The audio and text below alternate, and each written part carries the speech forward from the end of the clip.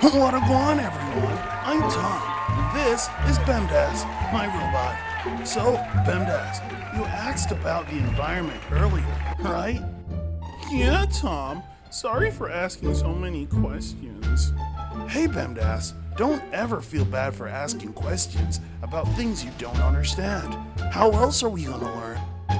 Look, asking questions are how Pep Geniuses grow in knowledge, and it's something we should all be proud of. Okay, Tom. In that case, what is an environment? Great question, Bemdas. Well, an environment is the surroundings or conditions in which a person, animal, or plant lives and operates. I think I understand. Okay, Bemdas, let me use a Pep Genius example that will prove that you already knew what it is, but maybe didn't know how to explain it. Okay, do we know what this animal is? Yeah, this is a crocodile. We have these on our island, don't we? Yeah, Bemdas, we do. As a matter of fact, we might be visiting one soon. But for now, could you and the Pep Geniuses describe the place where a crocodile lives? Well, most of the pictures in my database have them in or near water. Great going, Bemdas. You're correct. Crocodiles live in wet areas, like this one. Being wet is one feature of an environment. Some areas have such strong features that we have names for them. This one is called a swamp. But rather than talk to you about these different environments, how about we visit them instead? That would be really great, Tom. I'd like that. Okay, let's go.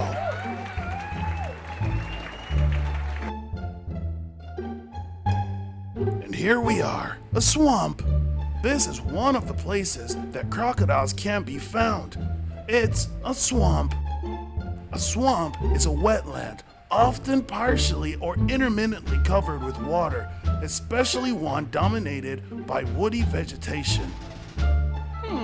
What do you mean by woody vegetation? Great question, Bemdas. Do you know what wood is? You mean the material we get from big trees that we use to make furniture? That's exactly it. Some plants are made up of this material while others aren't. For example, a mango tree is made up of wood. Yeah, Tom, it is. Great. Okay, Pep Geniuses, how about ackee tree? Would you say that's made up of wood? Well, that plant is made of wood too. Great job. How about these plants? Do they produce wood? Well, I don't see any wood. Their stems look soft, and it seems like they can be broken easily. Great observation, Pep Geniuses. So, from this, we know that some plants produce wood while some don't. So when we say woody vegetation, we mean the vegetation or plants that produce wood. And in this case, we see plants that produce wood, like the ones behind us. Oh, I know, guys. How about you look around your environment and see plants that are woody and those that aren't woody? Try it out. I'm sure from this, your Pep Genius will grow. Then, teach what you've learned to your parents and friends and show them that your Pep Genius is growing. Bemdas, have you ever seen a crocodile in real life? No, Tom, I have not. Why do you ask? No reason. Wow, Tom, it's exactly as you said. It's covered in water, and there's a lot of woody vegetation around, especially that weird-looking one behind us. My sensors are also telling me that it's really warm here. Good observation, Bemdas. So now we have two features of this environment. It's wet and it's warm. Notice anything else? Yeah, again, these trees look a little weird. I haven't seen these before, but I was made yesterday, so that's not really saying a lot. Good job, Bemdas. These trees are called mangrove trees, and this entire area is covered with them. Now, not all swamps have mangrove trees.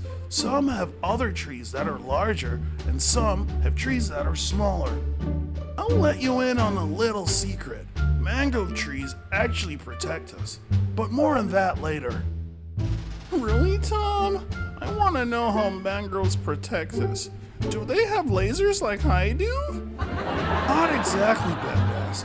Wait, how do you even know you have a laser? Anyway, look, don't worry. You'll see how later. But for now, just know that they're very important at protecting us. Mangroves also provide a safe environment for animals to give birth and leave their babies. Can you at least explain why they leave their babies here, Tom? Sure, Bemdas. I love that you ask so many questions. It shows that you want to learn, and I know your genius is growing. Now, to answer your question, why do you think the mangroves are so weird? Well, because they look weird. They have these roots that are like straws or something, and it goes down to the water no matter how high it is. And it looks like if I go in there, it'll be very hard to get out.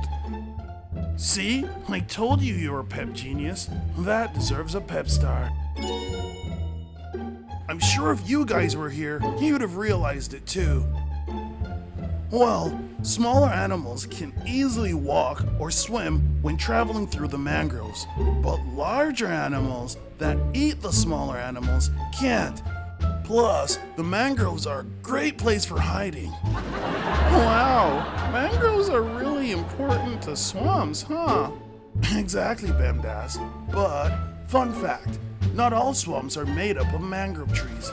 Some are made up of other trees, like the cypress tree. Oh, thanks for telling me. And here I thought all swamps have mangroves, but I guess our island is very special for having it, huh? That's the idea. So, before we get back to the lab, let's recap. A swamp is a wetland, often or intermittently covered with water, especially one dominated by woody vegetation. Mangroves provide protection for smaller animals that are very important to our environment. Not all swamps have mangroves as their main tree type. Swamps in different parts of the world have different ones, like the cypress. And I'm actually very afraid of crocodiles, so let's go.